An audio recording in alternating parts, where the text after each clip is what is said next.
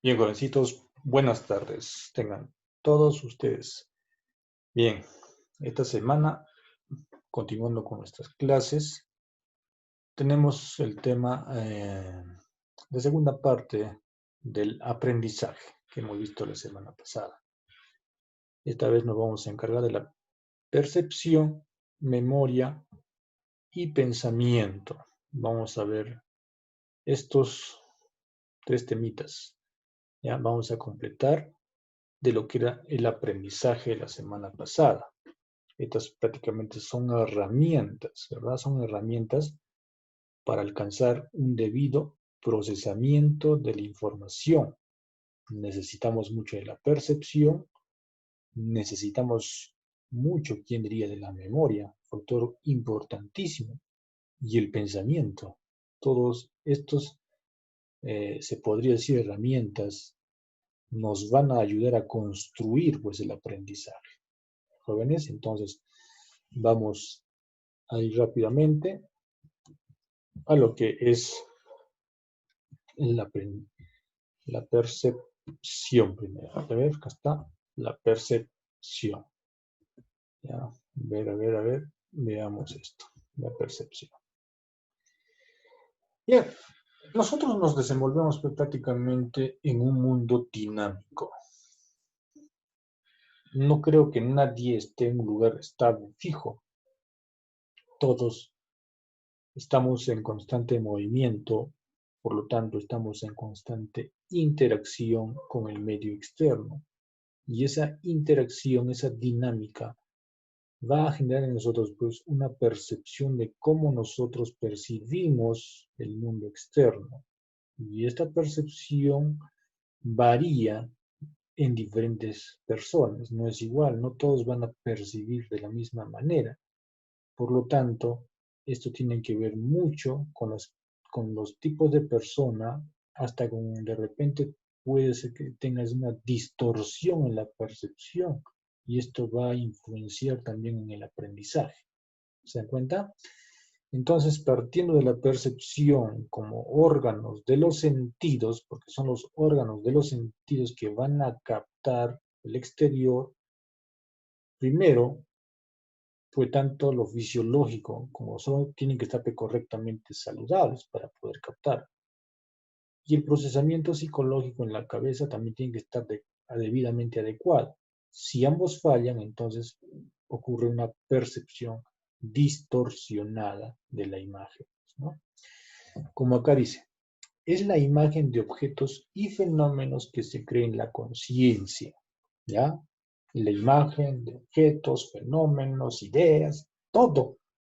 ¿Dónde se va a crear? En la conciencia. ¿A través de qué? De los órganos de los sentidos, ¿ya? Tú sientes calor, sientes frío, inmediatamente los órganos de los sentidos capta y lleva la información y tienes la conciencia de que tienes frío o calor. ¿Te das cuenta? Entonces, mediante los órganos de los sentidos que tienen que estar también totalmente saludables para que haya una correcta información para que sea procesada. Bien, la percepción tiene bases, ¿verdad? Hay bases de la percepción, también tiene características de la percepción y también hay algunos elementos de la percepción. Empecemos por las bases de la percepción, las bases fisiológicas. Las bases fisiológicas son pues las sensaciones mediante los órganos de los sentidos, las vías neuronales, los aferentes, eferentes, las neuronas que van a llevar información y las neuronas que van a, se podría decir, llevar la información a reaccionar. O sea, entra y cómo va a reaccionar la persona. Entonces son las vías neuronales, las vías sensoriales las que llevan toda esta información al cerebro. Eso es hablando en cuanto a las bases fisiológicas. En cuanto a las bases psicológicas, dentro de eso tenemos pues la atención, la memoria, el pensamiento, el lenguaje, afectividad, motilidad, conciencia. Son todas las bases psicológicas que tenemos nosotros establecidas, las que nos van a ayudar a procesar la información. Como les dije, está mal también la atención, también hay una distorsión, la memoria se distorsiona, también hay una distorsión. O sea, todo tiene que estar correctamente adecuado trabajando, ¿ya? Todo. Estas son las bases, ¿ya? Las bases de la percepción. Bases fisiológicas y las bases psicológicas. Ahora tenemos características de la percepción. Una primera característica es, dice, la objetivación, la integración y la estructuración. Como su nombre lo dice, objetivación es el acto de ver tal como es, ¿verdad? Tal como nos muestra la realidad, así tenemos que percibirla. Eso se llama objetivación. No podemos cambiarla, disfrazarla. Estamos observando rojo y tiene que ser rojo. No podemos ir rojo, medio rojo, no. Rojo, rojo, ¿ya? La integración pues es el reflejo integral del objeto, la percepción. Tú no puedes ver a un objeto por partes, con una pieza menos, no, tú lo ves de forma integral. Y la estructuración se presenta como una estructura total del objeto percibido, no se muestra por partes, ¿ya? Entonces, estas son las características de la percepción, que esto estudia mucho los gestos, ¿no? Los gestálticos estudian mucho la percepción, de cómo la persona ve el mundo, y de acuerdo a eso también se cura, pues. O sea, si tú ves mal, también te estás percibiéndote como mal. O sea, hay mucho que ver acá la percepción, ¿ya? Sirve de mucho. Elementos de la percepción. Hay las sensaciones, la organización y también la integración. Está tomando acá, ¿ya? Sensación, porque son cualidades aisladas inmediatas de los estímulos. Son las sensaciones que tú vas a captar inmediatamente, ¿ya? La organización, pues, viene de la estructuración, organización de la percepción. Y la integración es el reflejo del objeto que se repite como este, ¿no? Entonces, estos serían los elementos de la percepción. Sensaciones, organización e integración. Y acá hay algunas formas de percepción: visual, espacial, olfativa, auditiva, táctil, térmica, de dolor, gustativa, el equilibrio, la sinestesia, de tiempo, la forma, hay infinidad de formas de percepción. Y cada una se refiere a cada elemento, ¿no? Un ejemplo acá, ¿no? Auditiva, saben de los ruidos, de los sonidos.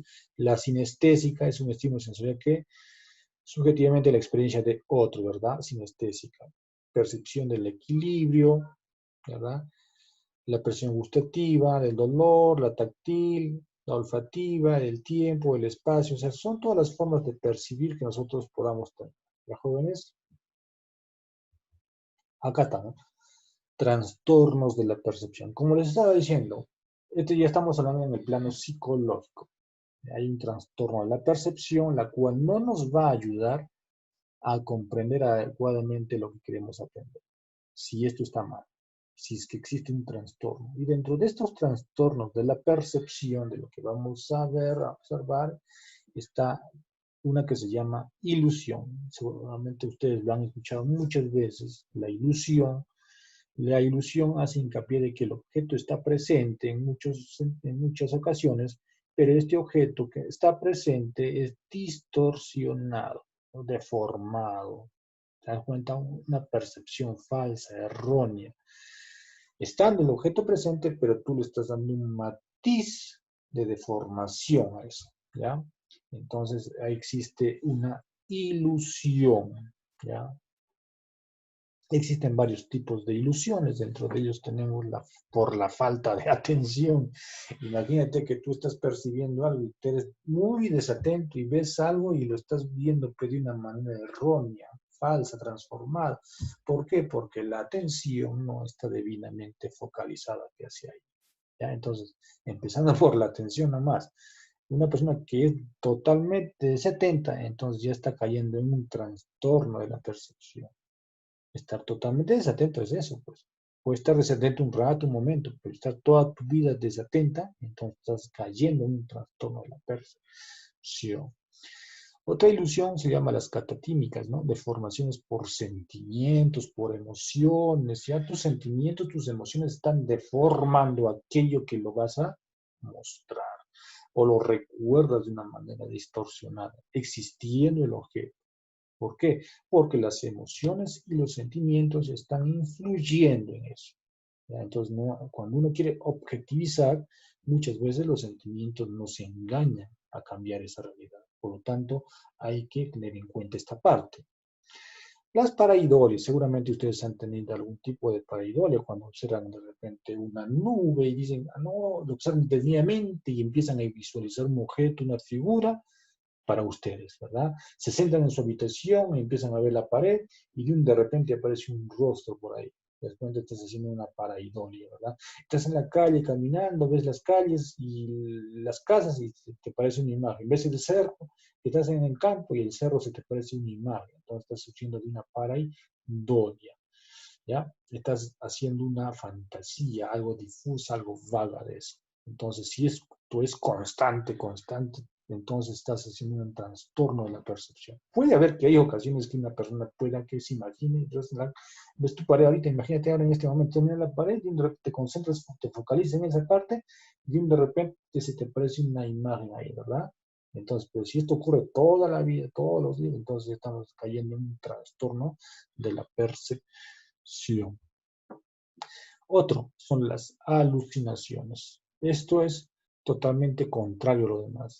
Acuérdense que las ilusiones, el objeto estaba de alguna manera presente, pero en esta parte de las alucinaciones son percepciones ya sin objeto. No existe objeto, únicamente están tu fantasía, tus ideas dentro de tu cabeza que tú estás seguro que ahí está presente el objeto, pero no hay, ¿no? Esto puede ser una cosa, acústicas, voces, murmullos que tú crees escuchar, pero realmente no existen, pues, ¿no? También pueden ser visuales, tú crees ver, pero no existen, gustativas, olfativas, tú crees oler y oler, y no hay, pues, tú solamente te estás imaginando. Táctiles, sientes que te están pellizcando, que te están pegando, entonces, no, estás, como dice, alucinando, ¿ya? Percepciones extrasensoriales. Vamos a ver acá de las percepciones extrasensoriales. Bueno, ellas son ya más allá de lo sensorial, como su nombre lo dice, ¿no? Extrasensorial, más allá de lo sensorial. Acá tenemos la famosa telepatía, ¿verdad? Que tanto hablan. Es captar según la telepatía directamente la mente y los pensamientos de otra persona. La clarividencia, capacidad de ver cosas ocultas, pues no es el clarividente, ¿verdad? Un brujo clarividente está viendo más allá, está viendo las cosas ocultas, lejanas al espacio, ¿verdad? La precognición, esto más que todo se da en las personas que anticipan a lo que puede suceder, porque están haciendo una precognición de su pensamiento, de su proceso de información, lo están llevando ya a un futuro, se están anticipando a lo que va a ocurrir, que se llama precognición. Y la psicoquinesis es la famosa psicoquinesis, la capacidad pues de realizar o hacer movimientos de los objetos simplemente con tu pensamiento, ¿verdad? Piensas, tiene que moverse, y se mueve, ¿verdad? Lo levantas, lo elevas. Entonces, esta psicoquinesis es la capacidad para mover objetos. Estas son algunas percepciones extrasensoriales, jóvenes, ya no se olviden. Telepatía, clarividencia, precognición y psicoquinesis. Ahora pasamos a la atención, algo muy importantísimo en este proceso. Si no hay atención, como hemos dicho anteriormente, entonces todo se va a distorsionar. Todo empieza con la atención. Es una capacidad voluntaria, también involuntaria, pues, ¿ya? Que permite orientarnos hacia los estímulos más relevantes de nuestro entorno. Eso es lo que nos va a permitir a realizar la atención. Como dice, ¿no? Puede ser voluntaria y puede ser involuntaria, pero a fin de cuentas, ¿a dónde nos orienta? A llevarnos hacia los estímulos más relevantes que puedan estar ocurriendo en el exterior, ¿ya? ¿Para qué?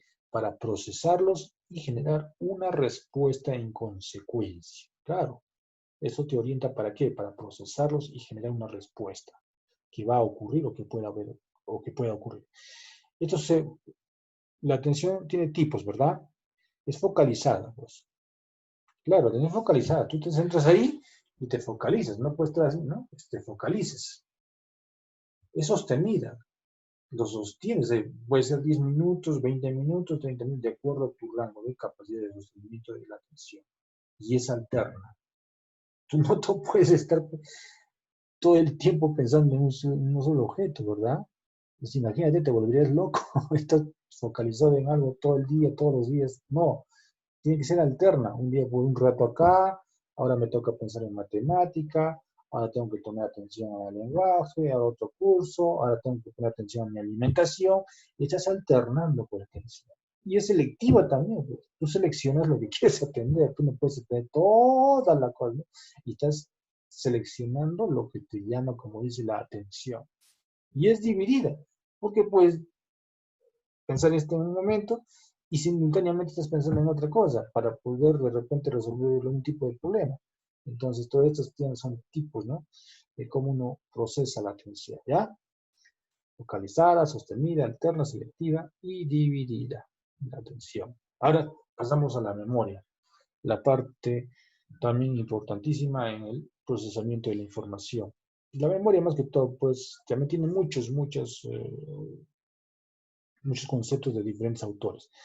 Pero lo más fácil, ¿verdad? Es el reflejo del pasado o lo que existió, ¿verdad? Vamos a empezar ahí. La memoria viene a ser un reflejo del pasado, lo que se reflejó en tu cerebro y tiene que haber existido, pues. ¿Sí o no? Tiene que haber existido.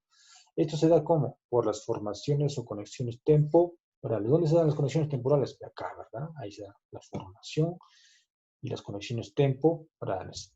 ¿Dónde se actualiza en el futuro? ¿Por dónde? Por la reproducción y el recuerdo. Si no hay un recuerdo, si no hay una reproducción de lo que quieres actualizarlo en ese momento, entonces no estás haciendo uso de la memoria. La memoria te ayuda para eso, ¿verdad? Para reproducir el pasado, el recuerdo, y lo actualizas en el futuro. Imagínense si no hubiese memoria. Hoy en día la memoria es importantísima para el estudio y se estudia mucho en los pequeños. Un niño que no aprende a memorizar no tiene la herramienta para poder aprender. Por lo tanto, ¿cómo diagnosticamos un retraso en el aprendizaje en el niño? Simplemente con unos test de memoria. Y ahí nos damos cuenta si realmente el niño tiene la herramienta suficiente para poder aprender. Si falla en eso, entonces hay que, ¿qué cosa? Motivar, incentivar y dar algunos ejercicios para que pueda fortalecer esa parte. Los jóvenes, la memoria importantísima. Ahora, existe la memoria de fijación, se da de dos formas. La memoria es fijación, ¿verdad? Es fijación, pues, y se da de dos formas. Memoria involuntaria y memoria voluntaria. En la memoria involuntaria, porque también hay involuntaria, sin que tú te des cuenta, ya estás ya memorizando y lo has captado y lo has fijado, inclusive a veces es mucho más duradera que las demás, siendo involuntaria, imagínense, porque acá tienen otros elementos psicológicos como son pues las emociones, que puede ser mucho más fija todavía que la memoria voluntaria. ¿Quién no? ¿Quién no diría, no? La involuntaria. Imagínense que ustedes estudiasen de manera involuntaria, pero con una emoción tremenda del momento y que eso se focaliza y se integra en tu cabeza. Otra cosa, estás estudiando voluntariamente, quiero estudiar, quiero aprender, pero no me entra, no lo fijo. ¿Por qué? Entonces estás más estresado, estás más angustiado, que estás pensando en cómo retener, que ya no retienes nada a fin de cuentas. No hay concentración, no hay intensidad emocional de eso, ¿ya? En cambio, en la memoria involuntaria es el hecho de fijar la memoria sin haberlo planificado. Fija objetos, dice, fenómenos y acontecimientos de la vida diaria, hallándole, acá está el detalle, es significado por sus intereses y necesidades. Le hay un significado, un interés, una necesidad, algo que no lo habías planificado y lo captas y se torna significativo para ti. Como hemos ido, ¿no? Hemos ido al entrenamiento la semana pasada, el Ausel, que hablaba del aprendizaje por significado, y acá, ¿no? Le hay un significado interesante al caso, entonces lo fija involuntariamente, ¿ya? Y son acontecimientos de la vida diaria. Ahora pasamos a la memoria voluntaria. En la memoria voluntaria utilizan medios auxiliares como la memoria de fijación automática y racional. Para esto dice es necesario comprenderlo. Si tú quieres alcanzar una memoria voluntaria, lo primero que tenemos que hacer es comprenderlo, ¿verdad? Descubrir sus relaciones.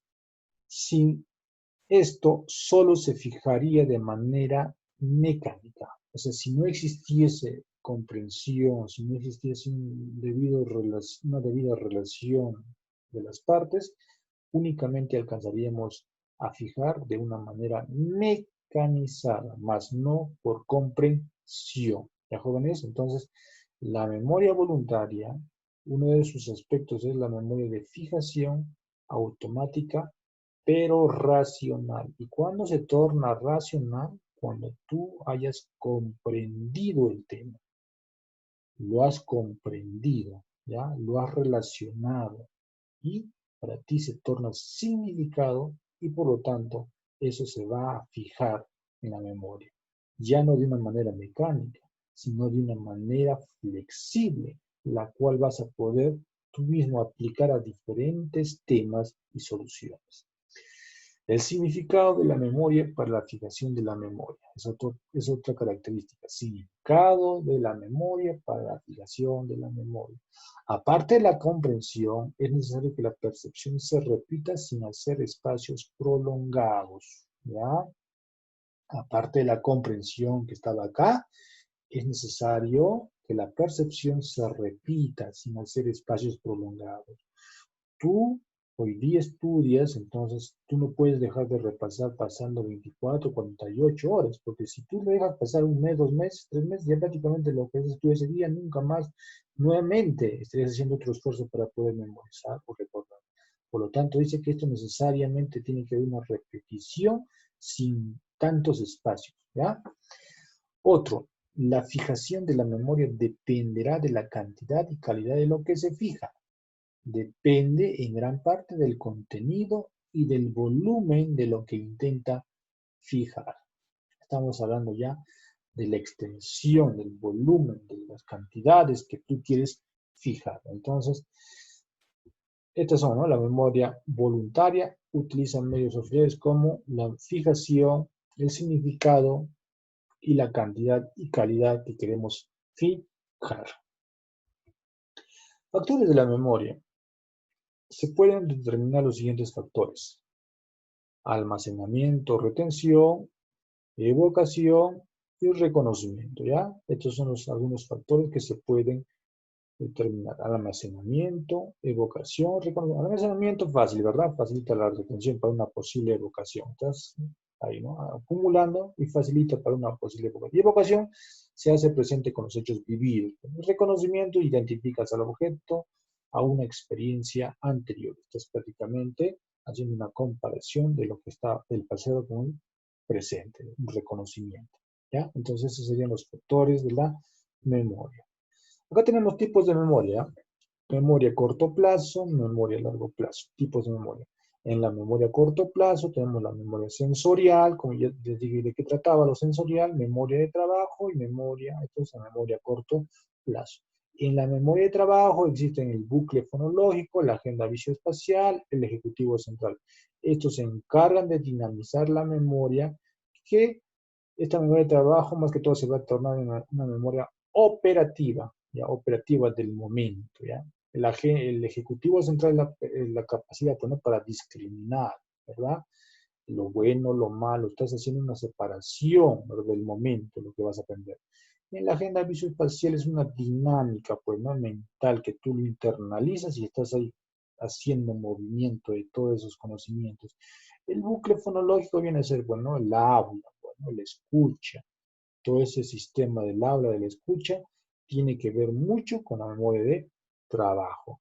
La memoria de trabajo es prácticamente del momento, del momento. Eso te ayuda en el momento, a realizar las labores del momento, en comparación a la memoria a largo plazo. Eso es muy diferente, ¿ya? La memoria de trabajo es la memoria del momento, cómo tú conversas con una persona en el instante, qué el trabajo que estás realizando, lo nuevo que estás aprendiendo en el momento. Entonces, todo eso, ¿verdad? Lo aprendes fácilmente, repites palabras, digamos, memorizas un rango de números en, prácticamente dentro de 10, 20 segundos y lo tienes presente, pero pasado esos media hora, una hora, ya lo olvidaste. Entonces, la memoria de trabajo es del momento, lo que te ayuda a realizar tareas, labores del momento, ¿ya? Y para eso tenemos una ayuda como esto, ¿no? Lo que hemos dicho, el ejecutivo central, que es el que discrimina, la agenda visoespacial, el que escucha, el movimiento, ¿no?, interno de todo lo que estás realizando, lo espacial que se torna, el bucle fonológico, el habla, el escucha, ¿verdad? Todo esto interviene en la memoria del trabajo del momento. Y la memoria de largo plazo, tenemos la memoria declarativa, la memoria procedimental. En la memoria declarativa encontramos la episódica y la semántica. La episódica son, pues, prácticamente los eventos, ¿ya? Las fechas, eventos, la biografía, los recuerdos. Por eso se llama de los episodios que ocurrieron en determinada etapa de tu vida. Y la memoria semántica tiene que ver mucho con los hechos sucedidos en el mundo. Prácticamente este es el conocimiento, los conceptos, ¿ya? Lo relacionado con el conocimiento semántico, ¿no? Te dice, aprende metaconcepto, ¿qué ocurrió en el año 1800, en el año 1900, qué trascendió, todos esos aspectos entonces son hechos que sucedieron en el mundo y eso se llama una memoria semántica, ¿ya? Ahora tenemos la memoria procedimental, que son habilidades, hábitos, todas esas artes que tú tienes, entonces son habilidades y hábitos. Y el condicionamiento clásico, ¿verdad? Cómo tú te condicionas, entonces por algo se llama memoria de procedimiento. Entonces, jóvenes, hay dos tipos de memoria a corto plazo y memoria a largo plazo. Y cada uno de ellos tiene diferentes atribuciones, ¿ya? Bien, acá empezamos con el olvido, pues el olvido. Nunca se llegó a codificar. Pues el olvido es porque algo que nunca se llegó a codificar. Porque algo que tú lo has codificado, que lo tienes presente, hace un proceso y lo has codificado, entonces prácticamente eso no lo vas a olvidar nunca. Pero si no lo has llegado a codificar, a darle un significado, entonces prácticamente se llega al olvido. El olvido es la imposibilidad de acceder a los contenidos de la memoria, más que la destrucción del recuerdo. Es más que la destrucción, es la imposibilidad de acceder a eso, ¿verdad? Al recuerdo. Para los psicoanalistas, el olvido es un mecanismo psicológico de defensa. Algunos dicen, te has olvidado porque te estás defendiendo de algo y psicológicamente estás reteniendo, ¿verdad? Entonces, para algunos es eso. El olvido es tan importante como la memoria. Recordar todas y cada una de nuestras acciones durante todos los días supondría almacenar muchos datos inútiles. Entonces, por lo tanto, el olvido, sí, es necesario olvidar cosas, pero hay que seleccionar. No podemos olvidar todas las cosas importantes. No te vas a olvidar dónde dejaste la llave de tu casa. No te vas a olvidar cuántos hijos tienes o cuántos hermanos tienes. Son cosas que no necesariamente. Hay cosas insignificantes, inútiles que sí te puedes olvidar, pero hay cosas que no te puedes olvidar. ¿Y quién hace eso? Tú, ¿verdad? ¿Con qué? Con la conciencia. Pues, discriminas lo que sí y lo que no, ¿ya? Características. Hay una curva del olvido. El olvido es inicialmente muy rápido y después disminuye, ¿verdad? Que no es rápido, pero va disminuyendo. Curva de posición serial, efecto de primacía y de resencia. Lo principal, pues, ¿no? Lo cual prima. Entonces hay una curva de posición serial con la primacía. Causas del olvido. Puede haber muchas causas. Una lesión cerebral, una represión, un olvido motivado, una persona que olvida porque la información es perturbadora, dolorosa, la represión es inconsciente, ¿verdad? Olvidamos eso por una represión, una angustia del pasado, pues por alguna interferencia entre las experiencias que una persona vive, ¿ya?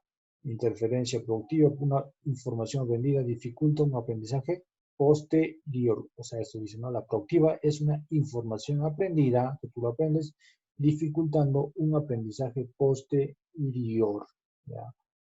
Un aprendizaje reciente, la retroactiva, interfiere en el recuerdo de la información pasada. Prácticamente lo contrario, ¿no? Una información nueva dificulta el aprendizaje posterior. De repente te has plantado con esa información nueva que te bloquea y no te deja aprender lo nuevo. En cambio, la retroactiva es un aprendizaje reciente, pero te impide evocar el pasado, ¿ya? Retroactiva.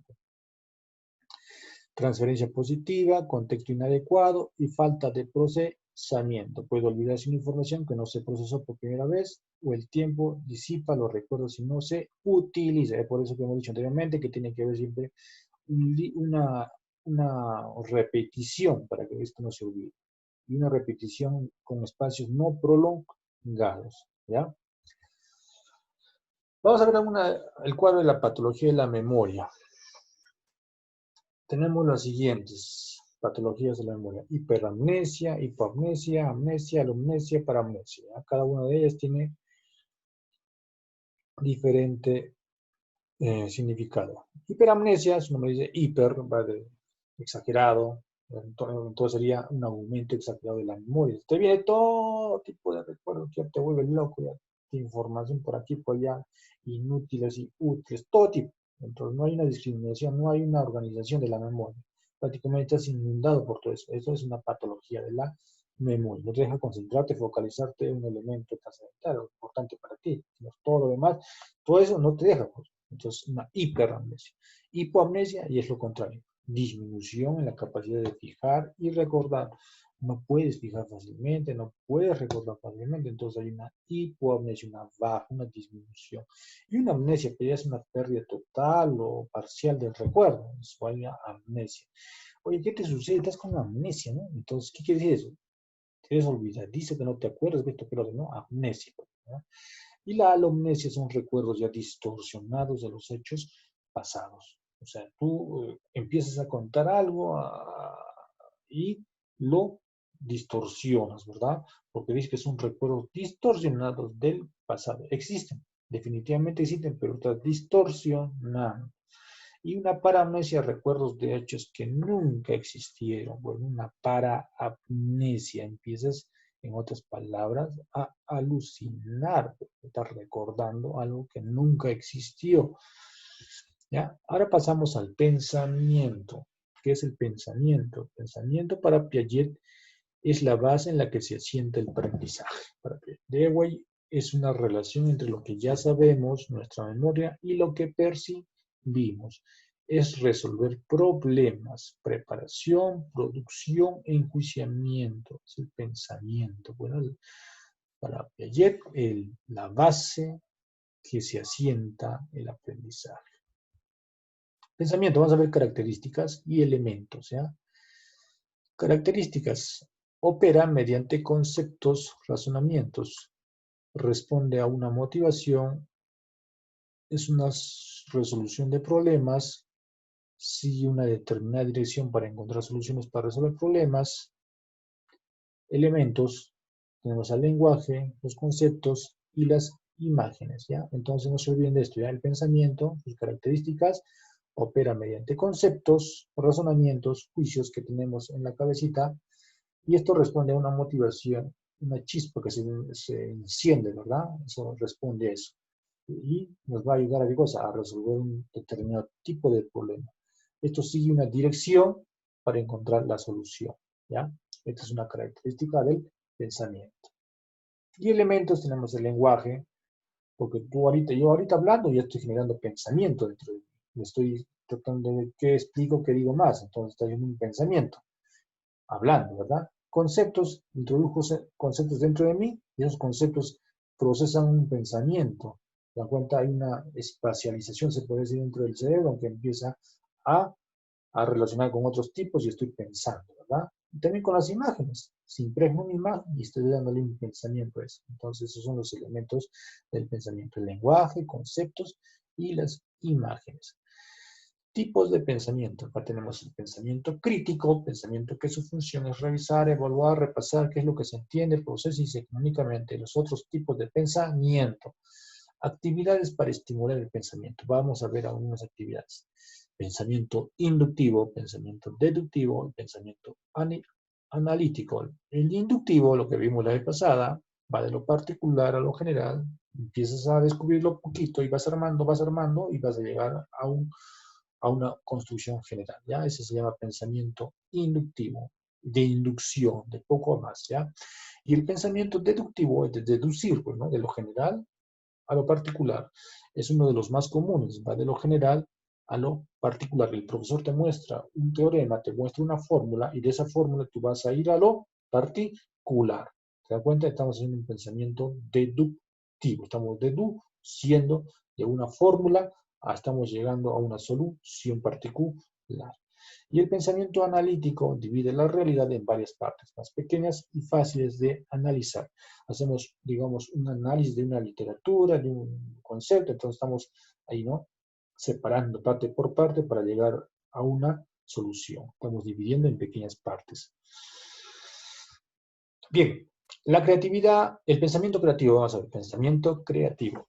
La creatividad es la facultad de crear, dice, ¿verdad? La creatividad es la facultad de crear, a hacer, nacer o producir algo de la nada. Cuando hablamos de procedimiento productivo, creativo, estamos haciendo reproducir algo de la nada, ¿ya? ¿Y qué es el pensamiento recreativo? Viene a ser, dice, el producto de la actividad intelectual. Pues, todo lo creativo que realizamos es producto de la actividad intelectual y lo plasmamos en una realidad. Por lo tanto, consiste en el desarrollo de nuevas ideas y conceptos. Asimilas nuevas ideas con los conceptos que tú ya tenías, entonces estás haciendo un desarrollo.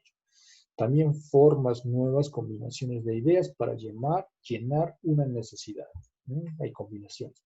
Por lo tanto, el resultado tiende a ser original. Claro, todo eso te va a conllevar a que el resultado va a ser original para lo que tú vas a realizar, porque lo has hecho de acuerdo a tipo, ¿no?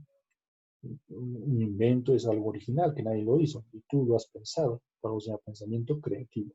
El pensamiento creativo tiene que tener un resultado, tanto interno como externo. Ya no simplemente tiene que estar ahí. Tú lo has pensado y tiene que manifestarse en realidad.